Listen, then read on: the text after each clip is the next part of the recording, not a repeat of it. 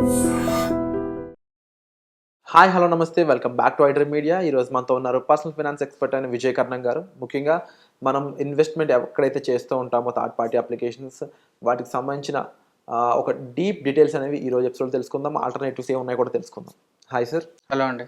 Sir, ప్రీవియస్గా మనం ఒక ఎపిసోడ్లో ఈ థర్డ్ పార్టీ యాప్స్ అనేవి మ్యూచువల్ ఫండ్స్ సంబంధించిన యాప్స్ కానీ స్టాక్ మార్కెట్ సంబంధించిన యాప్స్ కానీ ఏవైతే ఇన్వెస్ట్ చేస్తూ ఉంటామో వాటిలో ఉండే కొన్ని లూప్ హోల్స్ అనొచ్చు, దాంతోపాటుగా దానికి ఆల్టర్నేటివ్ అనొచ్చు, అలాంటి బెస్ట్ ఆప్షన్ ఏముందో ఎంఎఫ్ సెంట్రల్ అనేది దాని గురించి చెప్పడం జరిగింది.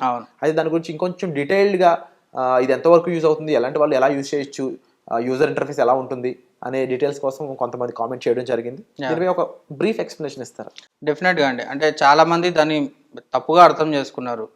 కొంతమంది ఏమంటున్నారు అంటే నేను కొత్త యాప్ని ప్రమోట్ చేస్తున్నా అనేసి అనుకున్నారు. అది ఎంఎఫ్ సెంటర్ లేదు, నా ఓన్ యాప్ కాదు. అది క్యామ్స్ అండ్ కేఎఫ్ ఫిన్టెక్ వాళ్ళ కంబైన్డ్గా చేసి కొలాబరేటివ్గా చేసిన అప్లికేషన్ అది. క్యామ్స్ అండ్ కేఎఫ్ ఫిన్టెక్ అనేది రిజిస్టర్డ్ ఆర్టీఎస్ అంటారు వాటిని, ట్రాన్స్ఫర్ ఏజెంట్స్. వాళ్ళు ఏం చేస్తారు అంటే మనకి ఏ మ్యూచువల్ ఫండ్ అయినా సరే ఇండియాలో ఒక 500 రూపీస్ మీరు ఏదైనా మ్యూచువల్ ఫండ్లో ఇన్వెస్ట్ చేశారనుకోండి, 45 ఏఎంసీ కంపెనీస్లో ఎక్కడ ఇన్వెస్ట్ చేసినా కూడా మీ ఇన్వెస్ట్మెంట్ అక్కడ రిఫ్లెక్ట్ అయ్యేటట్లు వాళ్ళు చూసుకుంటారు అనమాట. అంటే వాళ్ళు they are the service providers for all the mutual funds. So వాళ్ళు దగ్గరకు వచ్చి క్రియేట్ చేసిన ప్లాట్ఫామ్ ఎంఎఫ్ సెంటర్. అదేది మన హైదరాబాద్ బేస్డ్ కంపెనీ కాదు, అంటే మన ఓన్ కంపెనీ కాదు, ఇక్కడిది కాదు. అది completely works under the SEBI regulations అనమాట. సెబీ కానీ యాంఫీ కానీ వీళ్ళ రెగ్యులేషన్స్ ప్రకారము కంప్లీట్ గవర్నమెంట్ నామ్స్ ప్రకారము చేస్తుంటుంది. వేరే వాళ్ళు ఎట్లా అంటున్నారు అంటే మన ఇన్వెస్ట్మెంట్ మనకు తెలియకుండా ఎందుకు ట్రేడింగ్లోకి వెళ్తుంది అనేసి అంటున్నారు. సార్, చాలామంది అర్థం చేసుకోవాల్సింది ఏంటి అంటే ఇన్వెస్ట్మెంట్స్ ఫినాన్స్ అనేది ఓన్లీ మనకు లాజిక్స్ ఒకటే కాదు, ఇక్కడ బిహేవియరల్ ఫినాన్స్ కూడా చాలా ఉంటుంది.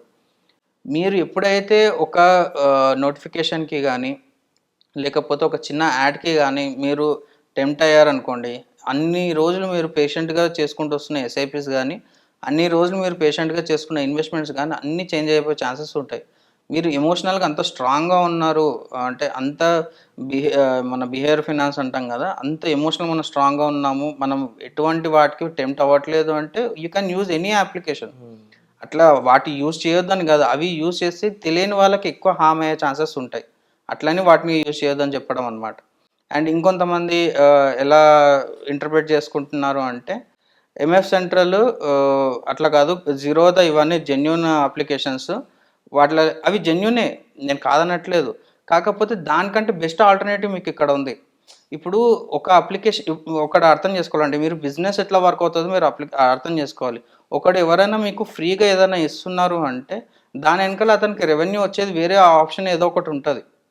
ఇప్పుడు సపోజ్ మనకి అక్కడ 0 కమిషన్ ఛార్జెస్ అని చెప్తున్నారు, ఓకే ఒప్పుకుంటాను. కానీ అతని రెవెన్యూ ఎట్లా వస్తుంది, అతను ఎట్లా సస్టైన్ అవుతున్నాడు? వేరే ఎక్కడో ఏదో ఒక రూపకం మన ఇన్వెస్టర్స్ నుంచి అతనికి అమౌంట్ వెళ్తుంది కాబట్టి అతను సస్టైన్ అవుతున్నాడు కదా. Either it might be marketing expenses నుంచి అయినా రావచ్చు, స్పాన్సర్షిప్స్ నుంచి అయినా రావచ్చు, ఎట్లన్నా రావచ్చు, కానీ అతను అయితే సస్టైన్ అవుతున్నాడు కదా. కానీ ఎంఎస్ సెంట్రల్లో మీకు అట్లాంటి అడ్వర్టైజ్మెంట్స్ కూడా ఉండవు కదా. నేను అట్లా చెప్తున్నా అంటే మీకు ఫోకస్డ్గా ఉండాలి, మీ ఇన్వెస్ట్మెంట్స్ రిజిడ్గా ఉండాలి, మీకు ఎక్కడ ఎటువంటి డైవర్షన్స్ ఉండొద్దు అని చెప్పేసి ఎంఎఫ్ సెంట్రల్ చెప్పడం. అంతేగాని మీరు ఖచ్చితంగా వాటిని అవాయిడ్ చేయండి, ఎంఎఫ్ సెంట్రల్నే ఇన్వెస్ట్ చేయండి అని కాదు. దిస్ విల్ బీ ద బిగినర్స్కి, this will be the beautiful application. మీకు సర్వీస్ రిలేటెడ్లో కూడా ఎటువంటి ఇష్యూస్ ఉండవని నేను చెప్పడం అనమాట. దాన్ని ఒక్కొక్కరు ఒక్కో రకంగా అర్థం చేసుకుంటున్నారు. అండ్ తప్పకుండా మెన్షన్ చేయాల్సిన ఇంకొక ముఖ్యమైన విషయం సార్, అది మీరు చెప్పిన మెయిన్ పాయింట్, రాంగ్ ఇన్ఫర్మేషన్ అనేది చాలా డేంజర్. డైవర్షన్స్ అనేవి ఒక లైఫ్ని స్పాయిల్ చేసేస్తాయి.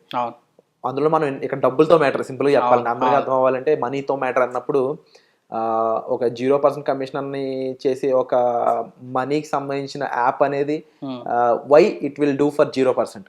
డెఫినెట్లీ చేయదు. అండ్ ఇన్ కేస్ మీరు అన్నట్టు అడ్వర్టైజ్మెంట్ అయి ఉండొచ్చు, ఇంకోటి అయి ఉండొచ్చు.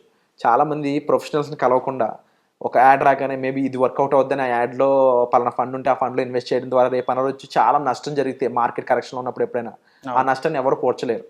సో ఇదంతా ఒక లూప్ గేమ్ అని చెప్పొచ్చు. ఒక చిన్న యాడ్లో అంత డెప్త్ ఉంటుంది. బట్ మీరు చెప్పిన ఎంఎఫ్ సెంటర్లో వాళ్ళు జెన్యున్గా దే ఛార్జింగ్ సమ్ పర్సెంట్ అన్నప్పుడు definite they know need any ads. Exactly. And ఇంకోటి ఎంఎఫ్ సెంటర్లో మీకు ఫర్ సపోజ్ ఏదైనా ఒక థర్డ్ పార్టీ అప్లికేషన్లో మీకు ఈ రోజు అయితే ఒక ఫండ్ పైన కనిపిస్తుంటుందండి. ఈ రోజు మీరు సపోజ్ ఏదైనా నేను ఒక 1 lakh లంసం ఇన్వెస్ట్ చేయాలి అంటే మీకు ర్యాండమ్గా ఒక ఫండ్ మీకు పైన రిఫ్లెక్ట్ అవుతుంటుంది. 6 months తర్వాత మీకు ఆ ఫండ్ కనిపించదు మళ్ళీ అక్కడ. ఎంఎఫ్ సెంటర్లో అట్లా ఉండదు, మీకు ఆల్ఫాబెటికల్ ఆర్డర్లో ఉంటుంది. మీకు ఏ ఫండ్ కావాలో మీరు అక్కడ సెర్చ్ చేస్తే కానీ మీకు ఆ ఫండ్ దొరకదు. అంటే ఇది చాలా చిన్న విషయం. అంటే సాఫ్ట్వేర్ పాయింట్ ఆఫ్ వ్యూలో చూసుకుంటే ఇట్స్ నథింగ్. కానీ మీకు యాజ్ అన్ ఇండివిజువల్ ఇన్వెస్టర్గా ఒక ఫండ్లో పెట్టే పోయి ఇంకో ఫండ్లో పెడితే మీకు ఎంత ఇంపాక్ట్ పడుతుంది అనేది మీకు లాంగ్ రన్లో తెలుస్తుంది, ఇమీడియట్గా మీకు తెలియదు. అండ్ ఒక ఫైనాన్స్ కోచ్ ఉన్న పర్సన్ కన్నా కొంచెం ఎంత కొంచెం సేఫ్ అవుతారు. డెఫినెట్గా కన్ఫర్మ్ చేసుకోవచ్చు, లేదండి అని మీరు ఒక ఇన్ఫర్మేషన్ ఇస్తారు.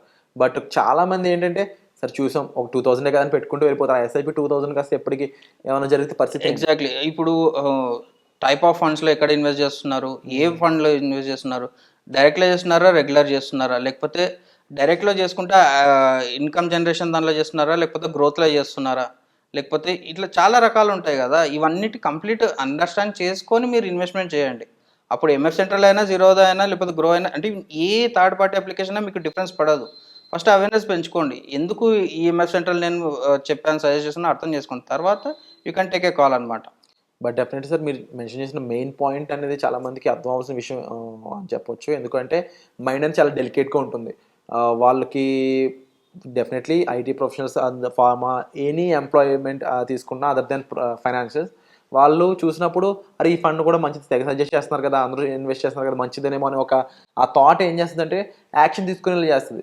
తర్వాత రిజల్ట్ అనేది వాళ్ళని బాధపడేలా చేస్తుంది. దానికి మెయిన్ రీజన్ ఇటువంటి ప్రొసీజర్స్. సో అలాంటి ప్రొసీజర్స్ ఏమీ లేకుండా జెన్యున్ గా ఎంఎఫ్ సెంటర్ నడుస్తుంది కాబట్టి డెఫినెట్లీ అదొక వెల్కమింగ్ గెస్చర్ కింద మనం చూడాలి.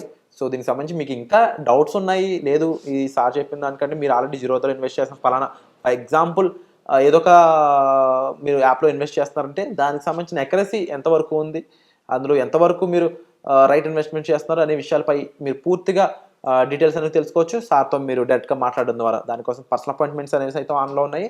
డౌట్ ఎటువంటిదైనా సరే క్లారిఫై చేసుకోవడం అనేది మనకి చాలా ఇంపార్టెంట్ అండి. లేకపోతే ఇబ్బంది పడేది మనం కాబట్టి, ముఖ్యంగా మనీ మ్యాటర్ కాబట్టి ఇక్కడ. సో తప్పకుండా ఇలాంటి ఎన్నో విషయాలపై మీతో మరిన్ని ఎపిసోడ్స్ చేయాలని కోరుకుంటున్నాను sir. Thank you so much. మరొకసారి ఒక రైట్ ఇన్ఫర్మేషన్ని జనాల్లోకి పంపించడానికి మీ అంత సాయం మీరు చేసినందుకు thank you so much. Thank you అండి.